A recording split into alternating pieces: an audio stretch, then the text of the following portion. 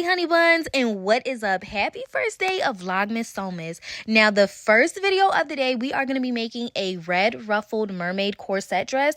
I'm just going to take you through a little recap, so let's get started. The first thing that I started off with was cutting my tulle. I used approximately 90 yards of tulle and I cut them into 8 inches long pieces, okay? Depending on how big or how wide or how fluffy you want your mermaid bottom to be is totally up to you, but 7 to 8 usually works for me.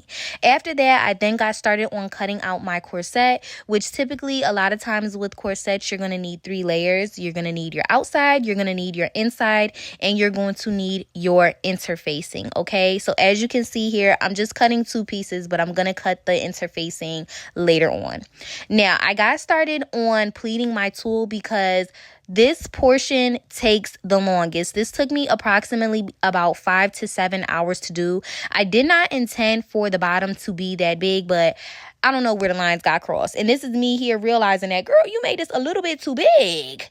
But then I said, you know, you got to go hard or go home. Bigger is better, okay? She came out so cute, so vibrant, and I just started loving it as I was going on and making my dress. Now, after that, I decided I was going to get started on the corset portion before we get started on the skirt portion.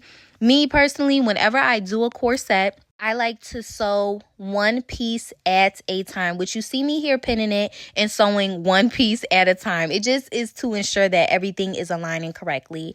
After that, I went ahead and sewed my skirt portion because that was a little bit more simpler. And then I put my inside fabric inside of my outer fabric and just pinned it all around. After that, I sewed it down the top and the bottom to make sure that it did not slip when I was attaching it to the ruffle skirt and that it did not slip when I was attaching it to my corset. Now, if you're looking closely, you see that this got a little bit beads.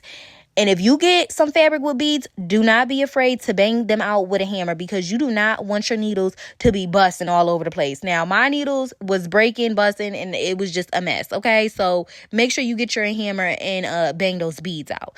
After that, I got my wood burner and some applique that I had lounging around and said, ooh, let's do this, okay? And then I got some diamonds and decided that I was going to use some hot glue because I ran out of fabric glue and I was going to put it right on top of the dress. Ain't it glistening right there? Cute, right? Now, after I finished sewing everything together, I just took my ruffle bottom and I took my skirt, my dress top portion with the corset. I pinned it all around and then I went to the sewing machine and sewed it. Keep in mind, you are going to be facing right sides to each other. After that, my hair from OQ came. Baby, she was hot like fire. Now, if you want to see